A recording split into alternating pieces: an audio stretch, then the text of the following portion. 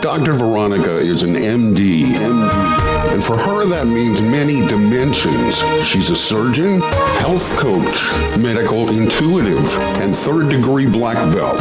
Now she's here to talk to you about your health, your happiness, and your world. Are you ready to see clearly? This is Wellness for the Real World with Dr. Veronica on 920 The Jersey. Welcome back to Wellness for the Real World. It's Dr. Veronica here, your host, medical intuitive, medical doctor. I'm going to rant a little bit before we get into our first guest today because we're going to get into some heady discussion, but I'm going to get down on the ground because sometimes we got to get grassroots. We're in a time where everybody is an activist. And so I don't care how you feel about the president. I don't care how you feel about his wife. I don't care about what he says to leaders around the world. Yeah, I care a little bit, but this stuff has all been going on. And when we like the president, we think everything's cool. When we don't like the president, he's horrible. And whatever side you're on, you know, it switches back and forth every 4 to 8 years as to whether you're happy or not happy. But right now, everybody is an activist. And so I'm going to be an activist this morning on the radio. Why is that? Because of my banking. Let me tell you what happened. My sons who have been brought up in, I like to call the town that I live in, you know, Whiteville, because there's so many, it's just so undiverse that I say this, there's not even any Indians and Asians, you know, people laugh at me. And it's not friendly or all that other kind of stuff. It's just like there, and it's been there for a long time. And, you know, George Washington's been through and all this other type of stuff. And these are people who, we live near Philadelphia, and they hardly ever go to the city, and they hardly ever, and when I say city, I mean New York City, but they mean Philadelphia. And these people just, they're comfortable where they are with people who are like they are. And it's not very cosmopolitan. Okay. So my sons who have been brought up partially in this environment have become activists in their lives because they've had so much crap happen to them by the educated people that don't look like them, who've treated them bad, that they've become activists without mom and dad having to tell them to become activists and remember who you are and where you came from. Why? So what happened? My son sends me a video about banks who are supporting prisons and detention centers and things like that, investing in them and loaning money to them. And I find out that the bank that I've been doing business with for years and years, Wells Fargo, is the top bank for this. Now, I was so pissed at myself because I'm like, how could I just not look at this? But I haven't been particularly socially responsible. I feel like in my life, I just haven't been enough socially responsible. But now I am socially responsible. So let me tell you what happened and what made me decide no more getting my money out of there and I'm moving to someplace else. So my son sends me this video about this type stuff that's going on. I start researching it, realizing that it's true. And there's several banks that are involved in this, Wells Fargo being at the top of the list. And there's Bank of America and a few other ones that I can't remember. But, you know, look it up on the internet to see if your bank does this. Now, if you believe in this, if you think privatization of prisoners is the greatest thing that ever happened, ignore what I'm saying. But why am I talking about this? Because in America, we have the highest incarceration rate of anybody. And our crime is not going down. We got people running around shooting all over the place.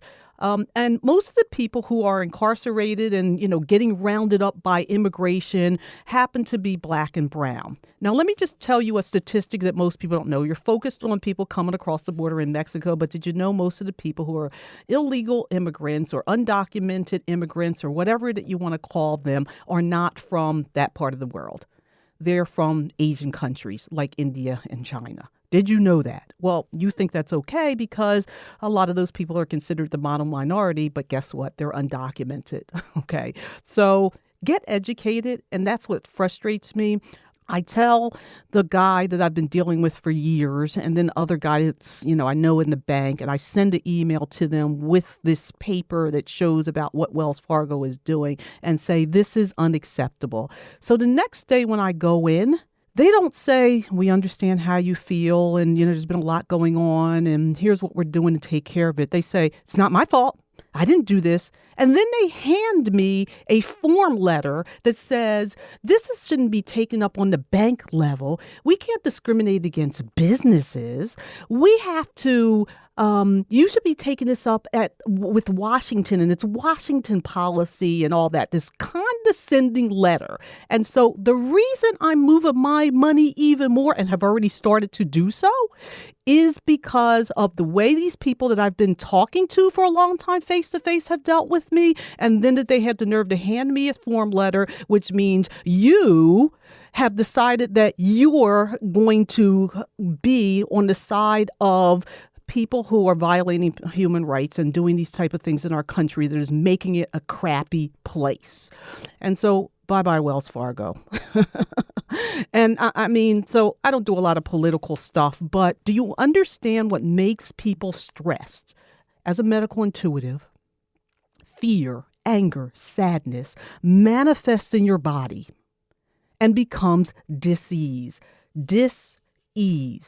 And so you get high blood pressure, diabetes, thyroid problems, arthritis, itis. Anything with an itis on the end means inflammation, which means you're mad. So if I stay upset, I'm going to get sick. So how I stay well is I take action. And so it's not just about the supplements I took this morning or that I went to the gym and did my insanity class and did my spin and I ate my vegetables and had my green smoothie. And if that's what you think it's all about, that's fine. It's about that I'm going to take action and then I'm going to get on the radio and tell you guys that you need to start taking action one way or the other. Now, we're going to have some heady conversation after that because we have a gentleman who he's had one of these high-flying lives. And he got sick of the corruption and decided, I got to go a different way. And so I know what I said and when I told the story, he's going to be able to tap into because he got pissed one day and walked away from the life and decided, I'm doing something else because I want to help people. I believe he does this because he realized that we are all connected. So when I walked in that bank and, I'm walking in Wells Fargo in my white town, with a bunch of white men going to try to disrespect me, ain't going to happen because I'm going to move over. Now, I started calling on my other banks. So I call another bank that I do business with and say, I'm moving my money and here's what I want to know about your bank. And they say, you know what? We have a social responsibility way of doing things. And not only you have been asking a question, a lot of our clients have been asking the question. So let us send you out our packet so that you can feel comfortable. There are opportunities for you to use your money in a way that is going to fit with your morals and ethics. And it's not only you who are doing well in life who care this about. There's a lot of other people who are doing fabulous in life who care and want social responsibility out of the people that they do business with. So I'm going to have, I found another app that's a new bank that's formed, how I found out about this interview, and I'm going to call this guy to be on the show too. But I want to welcome J.C. Gordon to the show.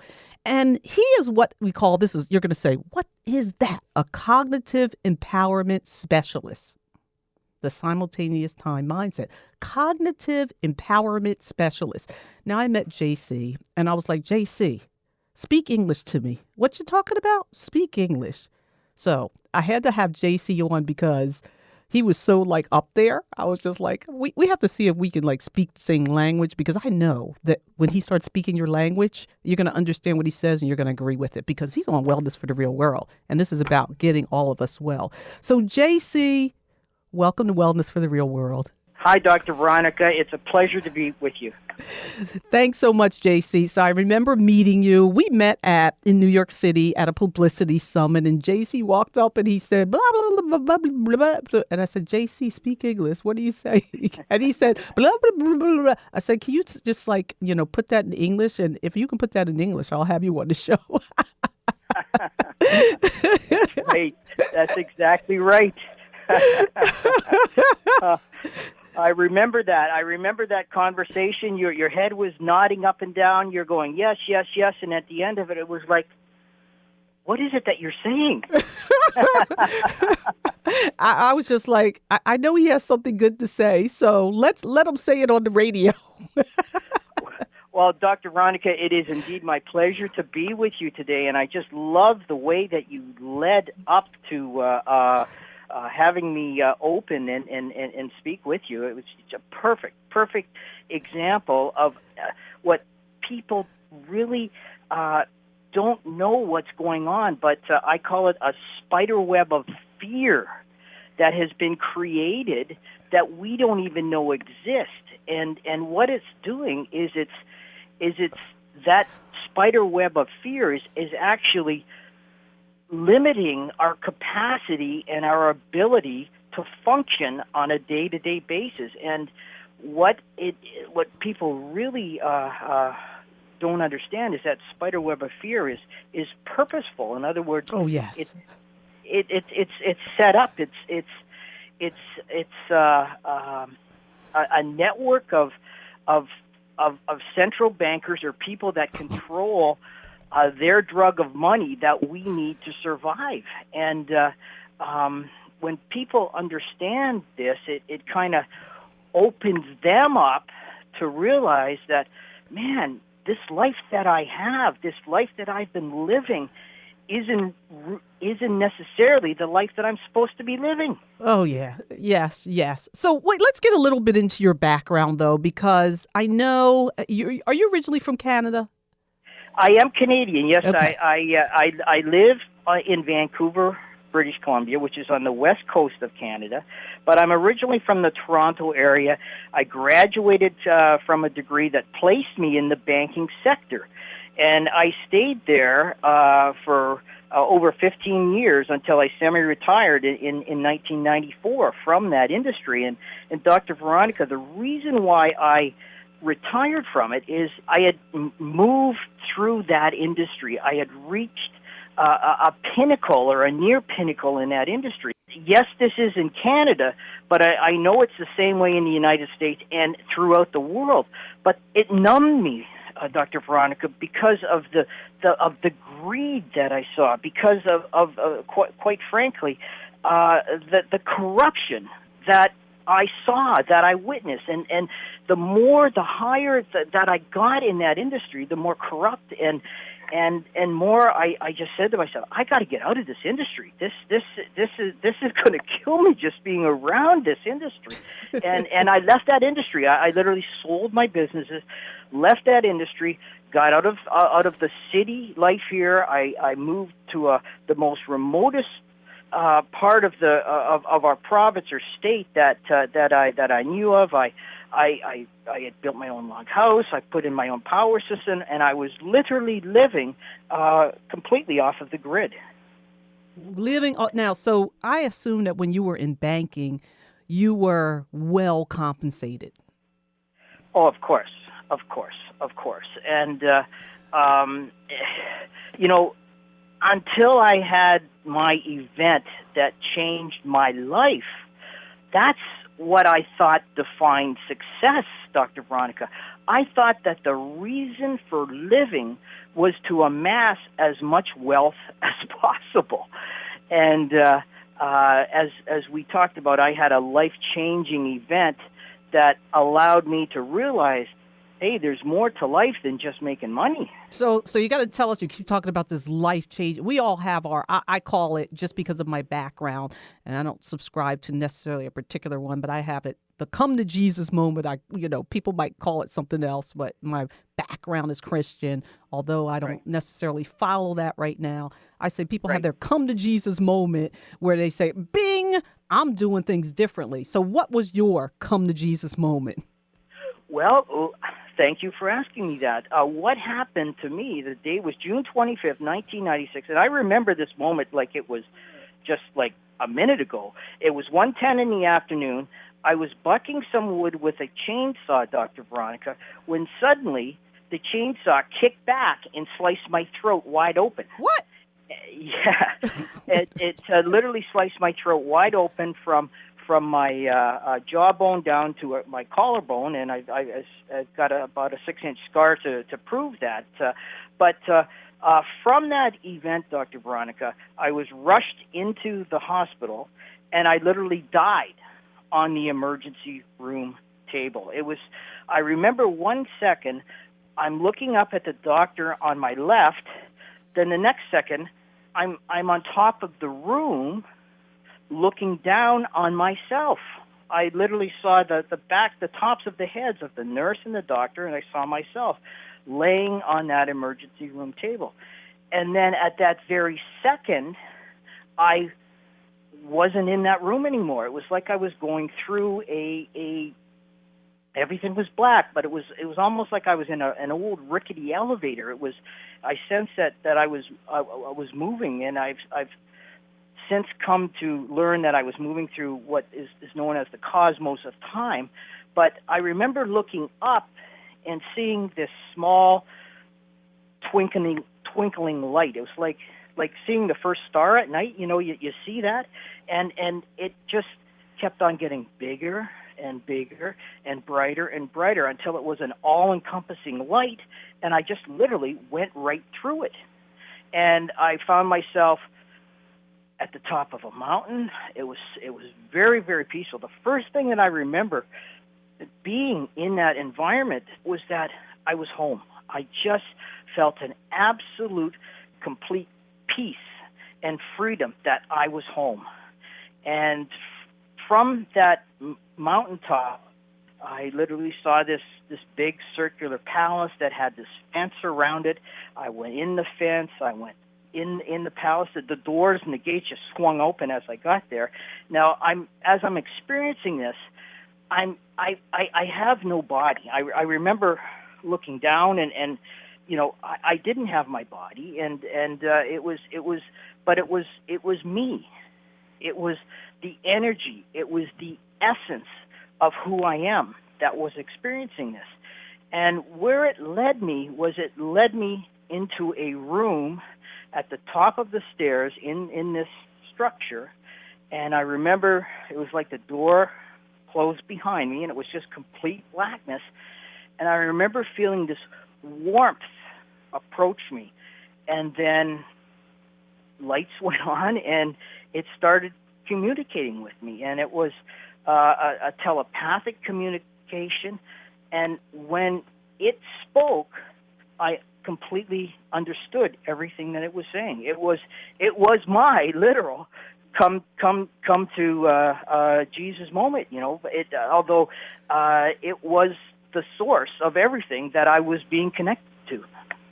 Huh, interesting. So you had that, obviously you're here, so we call it a near-death experience, but this is, I've heard these stories before. People, basically, they die, and then they decide it's not time for them to be dead, and they end up going back to their body. And I believe that these happen to people because there's that before and after moment. There was before where you're living a particular life and things seem a particular way, and then all of a sudden you have a higher knowledge that not everybody has. I meet more and more people who've had these near-death experiences, and I believe it's happening because we got to open up to what's going on in the world to be able to change what's going on in the world. So there's got to be more people who are open to that knowledge.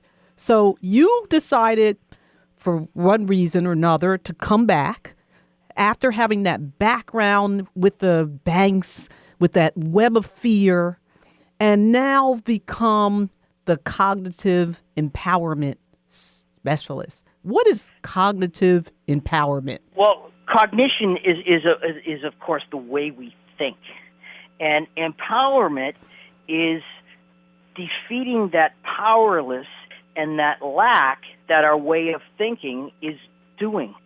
And that's what I do. I help individuals overcome their fear, overcome addictions, overcome their lack, their powerlessness, by moving them and creating this simultaneous time mindset that I was made aware of while I was having my near-death experience. And I want to get back to how you opened up this segment, Dr. Veronica, because that simultaneous time mindset is exactly what the what are called central bankers, which are the elitist of the bankers, understand. They understand this simultaneous time mindset. Now, when I had my experience, my near-death experience, what I was led to, Dr. Veronica, was I saw time from a completely different perspective than what we understand time to be. In other words, we understand time to be this past, this present, and this future. But that segment of time that we understand, I realized while I had my near-death experience, was that segment of time is only one small slice of what time really is, that it is a simultaneous totality. And what I mean by that, Dr. Veronica, was that I was shown all of the events that happened before our understanding of time began. Now, some people might refer to that as a creation perspective, or in the beginning from a creation perspective. Science defines it, as you know, as a Big Bang. But whatever you may think it is the same event. It is the beginning. Well, I was delivered, and I actually saw those events that happened before that. And I also saw the events that are going to happen after the end of time as we know it. It's so funny because as I'm sitting here thinking, because of my intuitive abilities, things pop into me all the time. I get visions and I see information that I can't always necessarily verbalize. But, right. I have one of my favorite people, my favorite clients. You got to meet her, Lynn. She's been on my show before. You guys would like really bond. I mean, it's just, I meet people and I'm like, this guy from British Columbia way over there and this lady in Pennsylvania who's, probably old enough to be your mom. Y'all would bond. And, I just want to, as we're going through is say your website, beyondconsciousness.info, because for people who are interested in figuring out that what is, our cognition is our thinking. And we know that people aren't using fully their capacity to think. This is likely by design too. See, I'm really a conspiracy theorist, but all these conspiracies turn out to be true when you really dig down deep into them. Years later, you find out the conspiracy is true. And then you say, oh, God, I had an inkling of that. But we're not using all our mind. We're being controlled. And if you want to be more powerful, you got to come into using more of your mind and different parts of your mind. And so you're thinking about, okay, why can't I get it? Why is life so hard for me? Why aren't I flowing? Well, this is what JC can help you with. So at beyondconsciousness.info, he actually has an area where you can take an assessment to figure out, to actually measure how much of your mind you're using. Is that true, JC? That is absolutely true, Dr. Veronica. It's a quick 2-minute assessment. So someone goes to my website, if they look on the homepage around 5 o'clock, on the homepage, I've got Take the CQ Cognitive Quotient Challenge. And it's funny, I've had maybe a handful of people who have told me, well, I don't need to take this because my IQ is above 150. Irrelevant. Okay. And exactly, totally irrelevant. And so I have very nicely told them, well, this will actually support that and quantify that. And so they take it. And the amazing thing, every single time that particular level of intelligence has taken the CQ assessment, they always score in the bottom half of cognition. So in other words, intelligence does not measure to how you're actually thinking. Yes, there are actually multiple forms of intelligence if you don't know. In our society in America, we focus on the IQ, which has to do with logic and verbal. And so if you're very good at those things, which means you are really great at school, that means that that's your area. But there are about 5 or 6 or maybe even 7 levels of intelligence.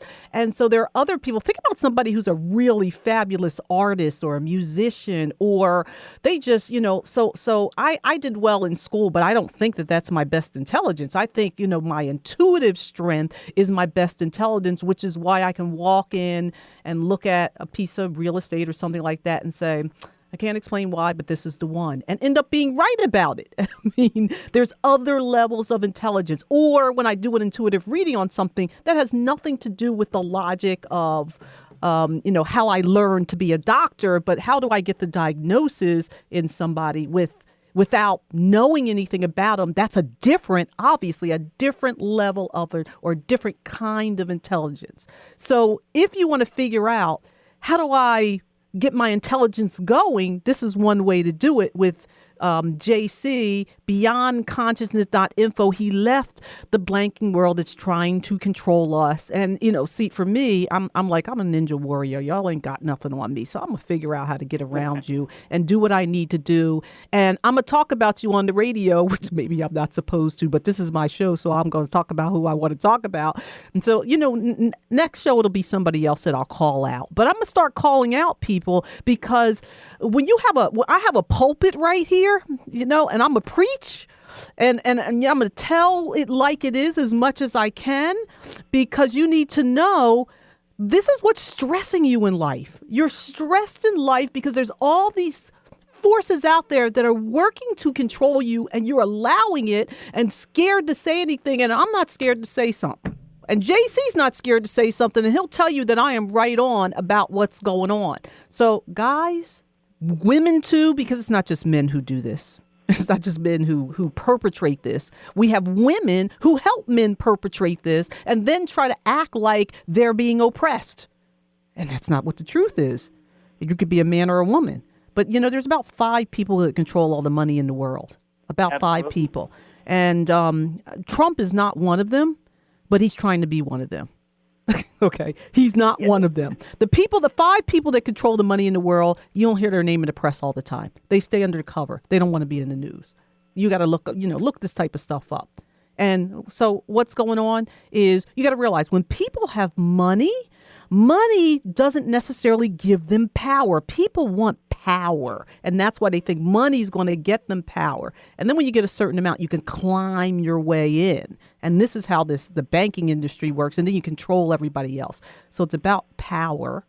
And there's about 5 people in the world that have all the power and are controlling everything else, including you. So I know that even when I move my money from Wells Fargo, I'm still under that same power structure, but it makes me feel better to at least call them out and say, I ain't doing it anymore. So JC, beyondconsciousness.info. I love hearing those near-death stories. I didn't even know my story was going to relate, but you know that I did. I did know somehow it was going to relate. You intuitively knew this is where we're going to be going. and Dr. Veronica, we could talk for hours about this, but you've hit on 3 or 4 points, and I know we don't have a lot of time. You know what? We have like 6 seconds. Okay. So I want to make sure, I want to say it again. JC Gordon, beyondconsciousness.info. Take the cognitive quotient assessment. See how much of your mind that you're using, and then you can figure out, how can I move into a different area?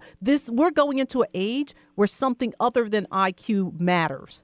So if you didn't get that, know that there's 5 people running the world, and they're not all the ones that have the high IQ. Thanks so much, JC. My pleasure, Dr. Veronica. Thank you. So you're listening to Wellness for the Real World. I'm Dr. Veronica, and keep joining us, Wellness for the Real World.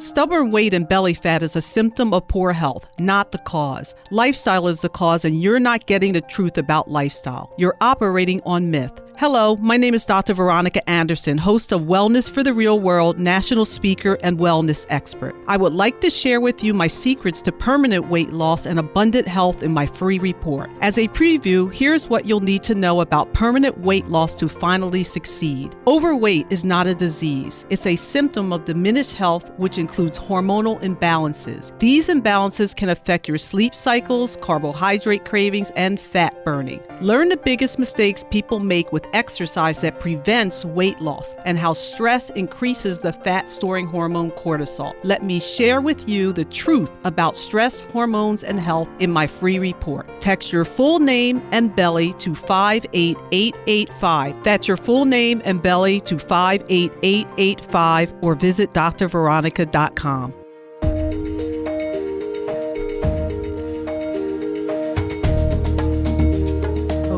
trying to go again on Wellness for the Real World. I'm your host, Dr. Veronica, medical intuitive medical doctor.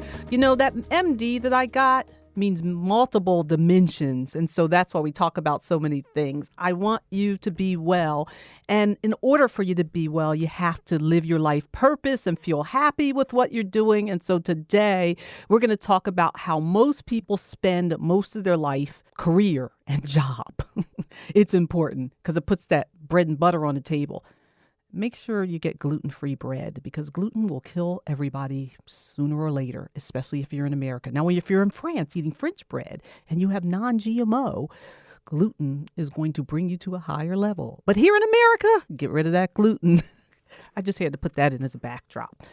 We're going to talk about getting back into the workforce. I have a gentleman who was in a Fortune 500 company, now focuses on helping people get to their right career because sometimes what you start out doing is not what you're meant to be doing. And so it's good that you got fired or laid off or whatever happened so that you can reach your full potential. So now, how do you reach your full potential? You've been out of the workforce for a long time now. How do you get it? Is there some blind spot that's happening? Well, everything shifts every day. Now, you know this. When you didn't need a job, everybody was coming after you. Now that you need a job, nobody wants you. It's kind of like when you got a date, everybody thinks you're sexy, and then you don't have no date no more, and you can't seem to get a date. That's how it works. It's like why women think married men are sexy. When somebody else said they're good, they want them. And that's how employers are. When somebody else said you're good, they want you. Now, there's something I also noticed about job descriptions these days. Nobody can meet these qualifications. I read job descriptions and they want so much stuff that nobody meets those qualifications. It's bull, okay? It's just like I think college is a scam too. College is like high school if you didn't figure that out. So you got to get a college degree just so people will look at you so you can work in the supermarket these days. But I'm going to bring on Mike Gellman because we're going to talk about career blind spots and your first job and what do you do when you have gaps in your career. So let me just say my husband has a big gap right now. Now, I'm not going to say you've heard some of this story before, but he was a undocumented immigrant for a while. And I'm so glad that he took the chance and came here so I could meet him. So he's long was legal before I met him, had a passport, everything like that. So he didn't just marry me to get citizenship. But he decided to come here after he failed English in West Africa. He had gone to college there and he failed English. And so in his infinite wisdom, he decided, I'm going to America, having failed English. And his family said, what are you, stupid? It's probably the best thing he ever did in his life. But what happened is he did engineering back in Africa. Now you come here, people think you don't know anything. Now guess what? The pyramids are in Africa and nobody can figure out how they built those pyramids yet. Yet you think that people don't know what they're doing there. Oh my God, you're ignorant. And we don't learn anything about that. But that's a whole nother discussion. So electronics and engineering back there, comes here, it doesn't mean anything, so he has to start over. He's got $300, speaking only French, had gone through France first, and yeah, France is not very friendly to everybody, and that's why things are happening over there in France. I like France, though. I like France, and I love the French president and his wife now, too. Another conversation. So he comes over here, works for a while, did jobs that you would have never imagined him doing. He talks about when we go to the car wash, he gives huge tips to the guys at the car wash and the women at the car wash because he worked at the car wash drying cars. And now he's from this hot place, sub-Saharan Africa, working cold. He said his hands were so cold sometime he didn't know how he was going to take it. But he did it because this was his opportunity. He went to community college. Then he went to City College of New York, got a computer engineering degree, graduated with honors, gets a job. We're living the American dream. But what happens when you're in America, we're living a dream. Sometimes it becomes a nightmare. Lay off. Right after I met him, he ended up getting laid off. At the same time, he was being dragged to child support court. And they garnished everything. They garnished so much money from him. They left him like $50 in his paycheck. That's what child support does sometimes. It was crazy. His daughter his ex was getting all the money. But this is how it works. And this is how people think it should work. And he was, just struggling. But hardworking, honest, Well, you might say, well, he came here illegally. He's not honest. But hey, do you know how the country was started? The country was started because folks came over here, stole land, used cheap labor, and now are saying everybody else doesn't know what's going on. And that's how the country started. So realize that everybody came here in a particular type of way. And now people are trying to keep other people out. That's a whole nother thing. But let's go on with this work story. You're like saying, Dr. Veronica, where are you going with the work story? Laid off one day, the company that he worked for in IT, not one day. Now, see, when you're in IT, you know everything because you're in the background of computers. So his boss called up one day and said, get your resume together. Stuff is not going to survive. And so about a month before the company closed down, maybe more than that, they all start getting scared because they know something big is happening because they can see all the privileged communications in IT. Well, one day, the company called everyone in, about 900 people in several locations, and said, today we're closing. The company went bankrupt, let go 900 plus people. They lost their benefits, no pension, no nothing, everything on that one day. It was like 11 o'clock. They said, be out 2 o'clock. He had worked for this company for 11 years, and he walked away with nothing along with 900 other people. Now, what happened with the company? Of course, they reorganized and started something else. And then all those people who lost their jobs and their prescription plans and all that, they're just on their own. Well, my husband in IT was lucky. He got another position. But what happened? Small startup company, they struggle. They downsize about 6 months after he's been there, maybe 9 months. And, last hired, first fired situation. He gets downsized. Okay. So he's out of work for about 3 months looking, and he's getting offered stuff that's just so ridiculous for his level of skill. And next thing he knows, the company that let him go, laid him off, calls him back and says, will you come back and work as a consultant? And so what's that all about? Well, we can have you come work as a consultant, which means we don't have to pay you benefits. We don't have to pay taxes. We don't have to pay this, that, and the other thing. And you're not on unemployment anymore. So when we let you go again, you can't even claim unemployment. Now, when he did get unemployment, what happened with the unemployment? Child support garnished it. So once again, his child had more money than he had. Because this is what we do in America to people. People are hardworking. And this is what happened. I know somebody's relating to this story. But now Mr. Computer Engineer can't find another position. So where are we now? We work on some entrepreneurial ventures. I'd say, listen, I don't care what you do, what job you have. And he was one of these job security guys.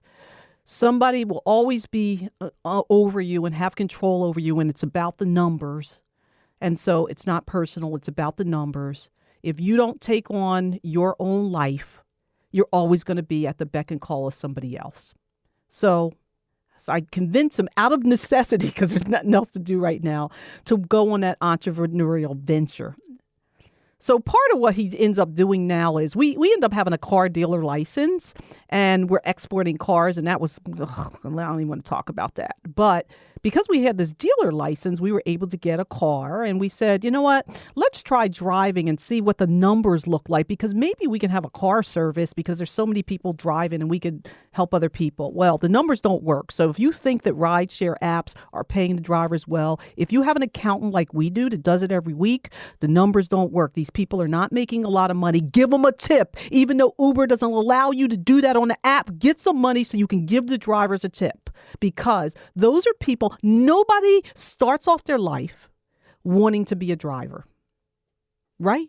Nobody starts off their life wanting to be a driver. You do it out of necessity. So yeah, you hear really interesting stories from these drivers because they all ended up there out of we got an opportunity. So I can't stand some of the companies that are rideshare companies because I hate the way they treat the drivers. But on the other side, I love them because they give people an opportunity. However, they're taking advantage of people. And this is America today. We have to figure out how to turn that around to stop that from happening.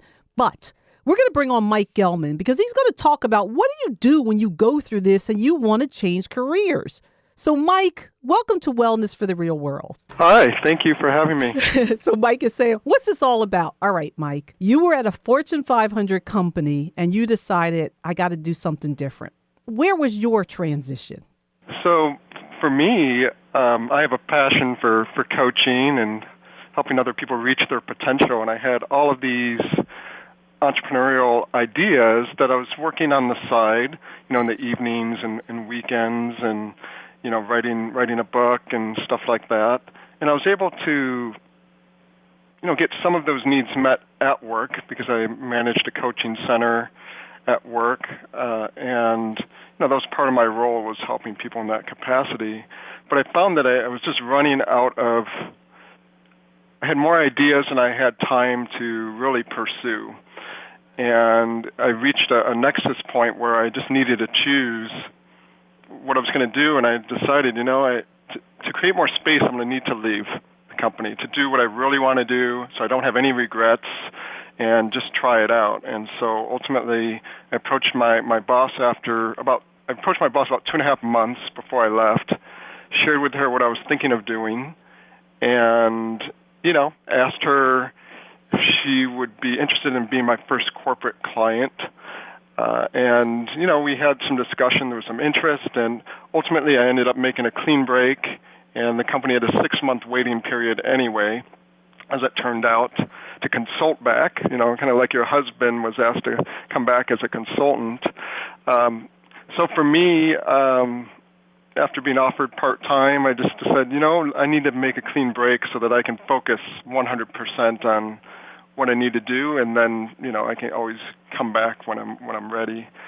So that's what I did. I made the leap about 8 months ago, and started up my own career and leadership coaching business. So that's where I'm at. And you have a book too, so you've been incredibly productive. The book is Pipe Dreams: 7 Pipelines of Career Success. So now, tell us about your first job. Well, if you want to go way back, my very first job was when I was 8 years old, working in my dad's drugstore. I don't know how far back you want to go, but I worked there, growing up in his drugstore as a stock boy. That was my first job. And did you putting together the Sunday papers and all that good stuff. And did you learn at that point, I don't want to do this, so I better go to get my education or something like that, saying, this is not it for me? It wasn't that. It was more of an evolution. I definitely liked business, and so what it gave me was a strong work ethic and a connection with people. So I developed relationships with people of all ages. This was in the west side of Cleveland, where I grew up, and so I met people of all backgrounds, all ages, orientations, and so I would say that it just kind of fueled my interest in people over time. And so I had a number of jobs before I ended up going to college, but I ended up taking a human relations course in high school, and that really sparked my interest in even more so in people. And I was always driven by what makes people tick. How do people what's the maximum potential that people can achieve? And I always had an interest in that as long as I can remember growing up. So when it came time for college, I ended up majoring in psychology and ended up taking a path along those lines and came across a field that combined business and psychology. So that was the best of both worlds for me. Interesting. Because I was saying, okay, just like nobody says, I want to grow up and be an Uber driver. Nobody says, I want to grow up and be a career coach. So how did you get to be a career coach? Were you doing career and coaching in your Fortune 500 company? Were you helping the employees in there have better fits, or what were you doing when you were doing that? Yeah, so I wore a number of hats. I was doing that, and one of the things I did was I was an internal, one hat was as an internal consultant helping leaders and their teams become high-performing teams. So that I would get calls when there was conflict going on within a team or between two teams, or when they needed to redesign the structure of their department to get better results or whatever it may be, to improve a process. And so I would come in as an internal consultant and talk with people and kind of assess the situation and then work with them to help them achieve their goals together.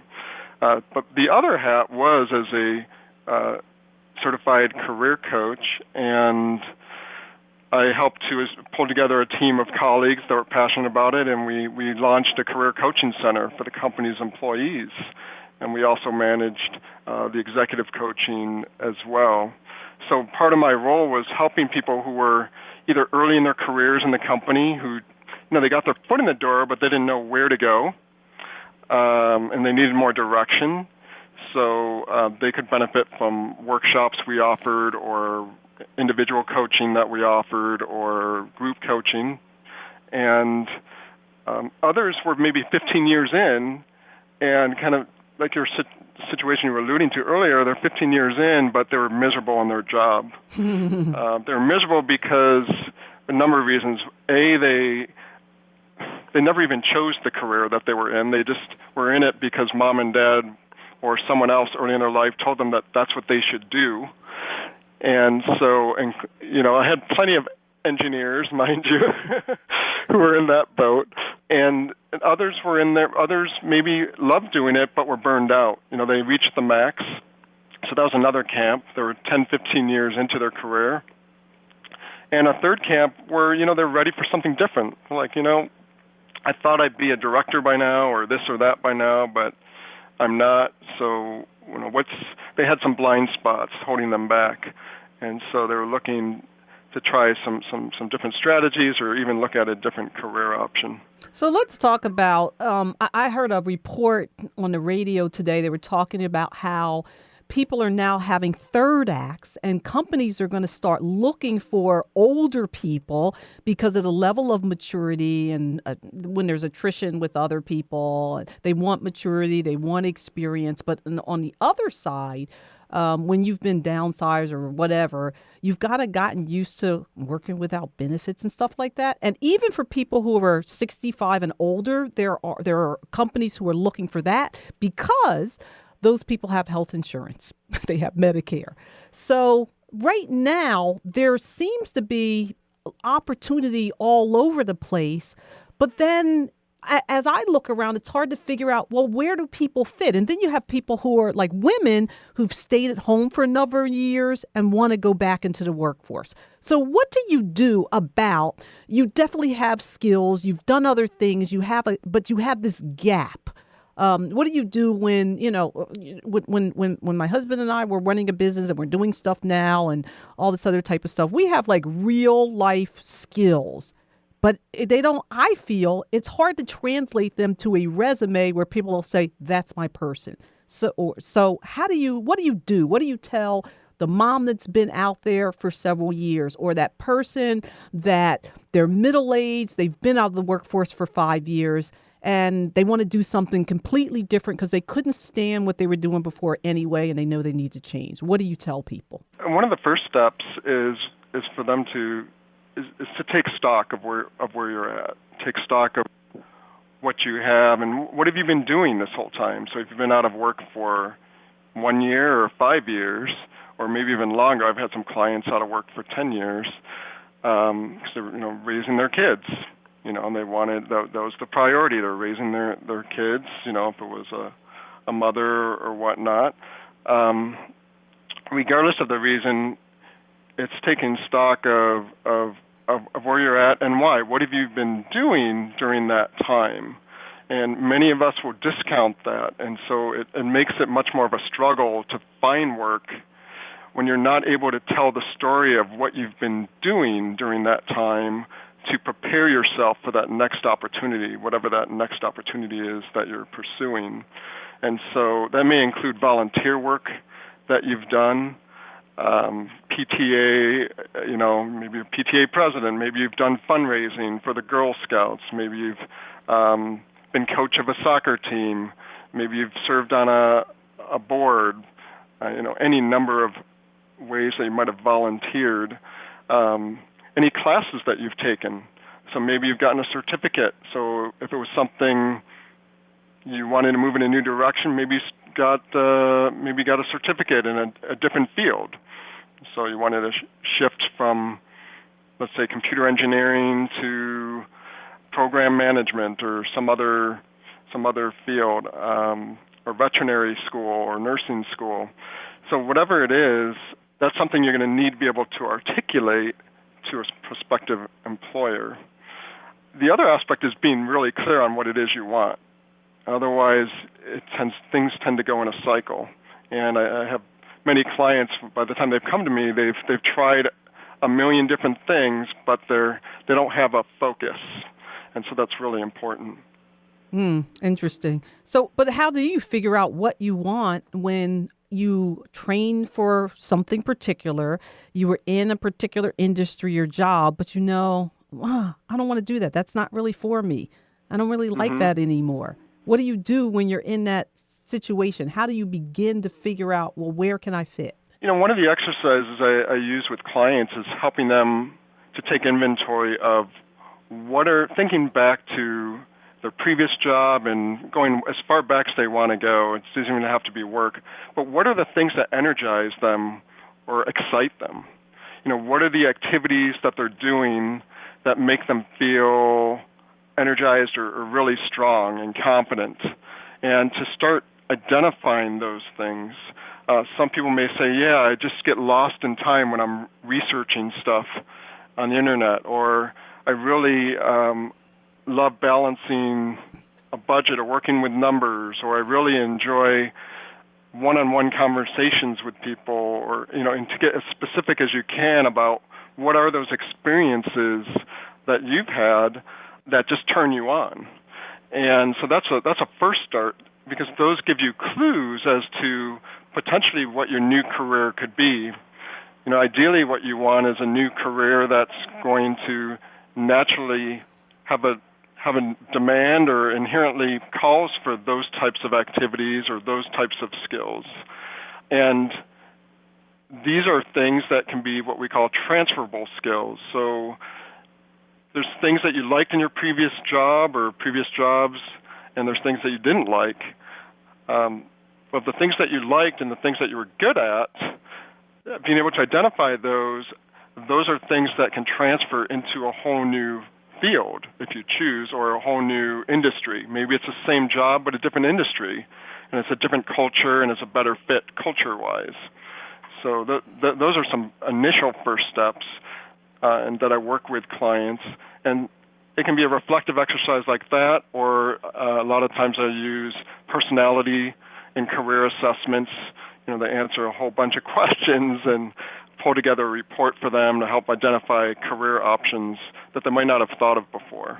That's a great thing. I'm telling you, if you're out there and you're figuring out what you need to do, you have a blind spot probably. And I want to ask Mike about some blind spots, but let me just make a couple of. First of all, you really must think about having a coach, because you get people who are trained in helping you reach your potential. It's a great investment. You're saying, I don't have a job. Make the investment. If you say, I don't have, you don't have. Make an investment in having a coach so you can figure it out and then have a higher earning potential. But the other part that I tell people to think about is freelance or, temp work.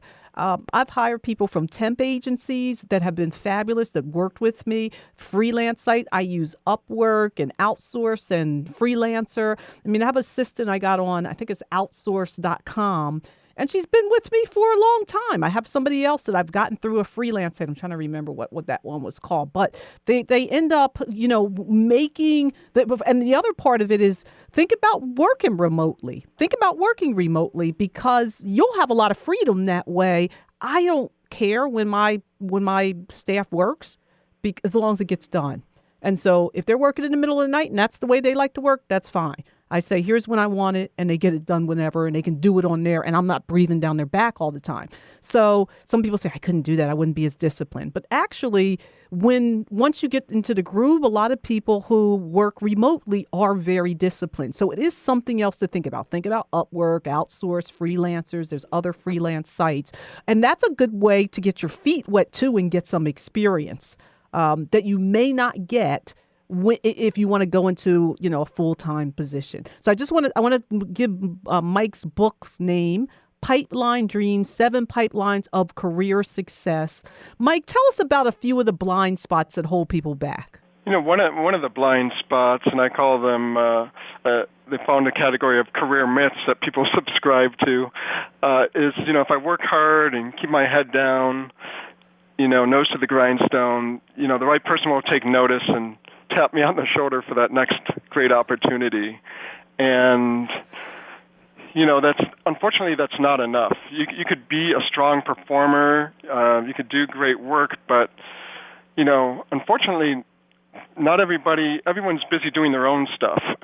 They're busy with their own demands, and the challenge is you need to be more visible out there. So it's not enough to just kind of keep your nose to the grindstone in that sense.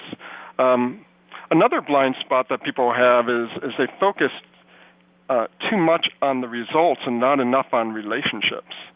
So I've had many clients, for example, that are strong technically, they have good technical skills, but they fall down when it comes down to working well with others, to put it simply, and collaborating with others. And so that's something that can hang you up, particularly if you're trying to move up into more a leadership type of role or a role that's more customer or client service oriented. That's really imperative. So those are a couple blind spots there. So now, if people want to engage you as a career coach, because I think coaches are wonderful. Coaches have changed my life drastically, so I recommend them to everybody in every area of life. How do we find you? There's a number of ways. My website is probably the easiest, MikeGellman.com, MikeGellman.com. Or they could also email me if they like, Mike@MikeGellman.com. That's really easy to remember. And Mike's book, which is on Amazon, Pipe Dreams, 7 Pipelines of Career Success. And I recommend you read first and you engage, but don't just read and think you got it down, because people don't learn by reading. They learn by experience and by working with people. So Mike Gellman, thanks so much for being on Wellness for the Real World and giving us some ideas about getting our career on focus. Thanks so much. Great. Thanks, Dr. Veronica. And this is Wellness for the Real World with Dr. Veronica.